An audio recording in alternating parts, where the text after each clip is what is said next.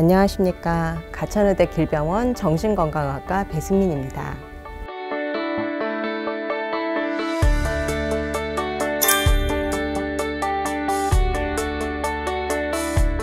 네, 신경성 폭식증은 신경성 식욕부진증처럼 섭식장애에 속하는 질환 중에 하나입니다. 이 질환을 가진 분들은 일반적으로 신경성 식욕부진증처럼 살찌는 것에 대한 병적인 두려움을 갖고는 있지만, 여기에 또 일반인이라면 보통은 먹기 어려울 정도의 굉장히 다량의 음식을 소화가 되기 어려운 속도로 굉장히 빨리 먹는 그런 폭식 증상을 보이는 것을 말합니다.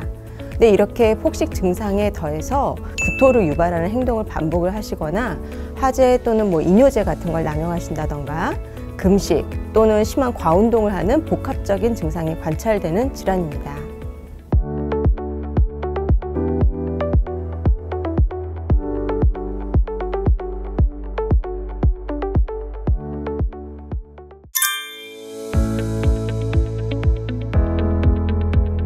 보통은 환경적인 영향이 매우 큰 질환으로 보고 있고요. 날씬함을 미의 기준으로만 보는 그런 문화와 사회적인 압박이 섭식장애를 증가하게 하는 큰 원인으로 알려져 있습니다. 거기에 더해 유전적 취약성이 있어서 가족 내에도 이완율이 높은 경향이 좀 있다고 합니다. 생물학적으로는 연구를 통해서 한시적인 영양 부족, 고열량 음식의 간헐적인 공급, 스트레스 이런 것들이 폭식과 연관되는 경향이 있다고 알려져 있고요. 이러한 폭식이 뇌의 보상회로 문제와도 연관성이 있다고 밝혀져 있습니다. 또 개인적으로는 기질 중에 좀 낮은 자존감, 우울 성향과 사회 불안 또는 아동기의 높은 불안 기질이 좀 연관성이 있다고도 합니다.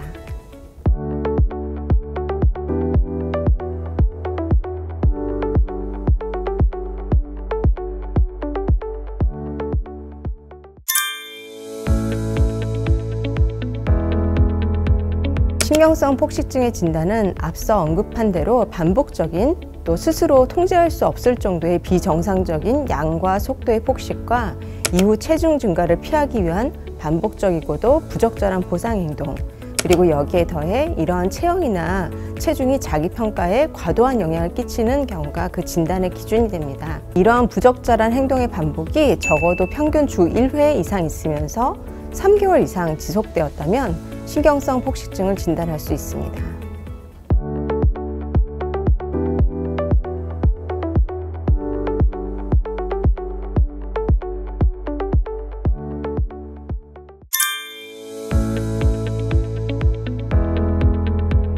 거식증의 경우에는 사망까지 초래할 수 있는 그런 치사적인 병으로 알려져 있고, 폭식증 역시 거식증보다는 좀 응급적인 위험은 다소 낮다고 알려져 있긴 하지만 역시 섭식장애라는 점에서 다른 정신과적인 질환보다도 신체에 치명적인 영향을 미칠 가능성이 높습니다.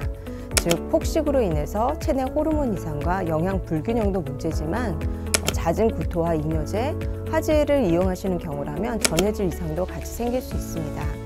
게다가 이러한 증상이 장기가 지속되는 경우는 심부정맥을 일으킬 수 있는 저칼륨 혈증 등 건강에 심각한 위험이 초래될 수 있습니다.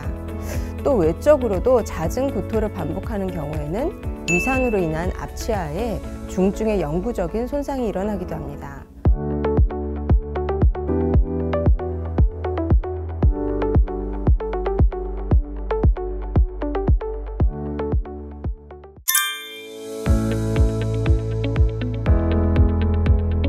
신경성 폭식증의 1차 치료법은 인지행동치료, 즉 이상 섭식 행동의 기저에 깔려져 있는 외모와 자존감 등에 대한 인지적인 왜곡을 좀 교정하는 것입니다. 하지만 이런 인지치료를 시작하기까지 오래 걸려서 병이 많이 진행되었다던가 또는 동반된 다른 질환 때문에 심리치료를 하기 어려운 상황일 때 등에서는 세로토닌계 항우울제 등의 사용이나 기분 안정제 등 같은 약물 치료를 할 수 있습니다.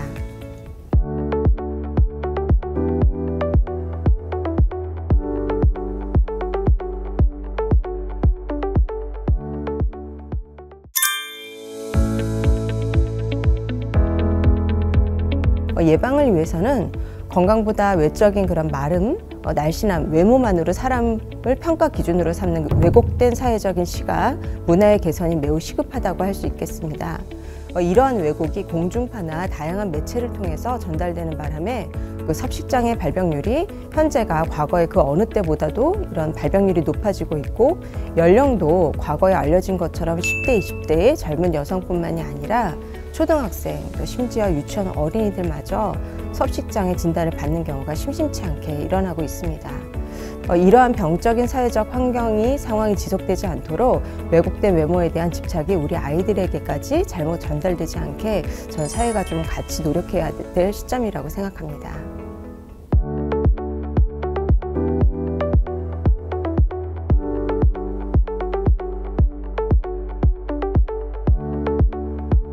네, 이상 가천의대 길병원 소아정신과 배승민이었습니다.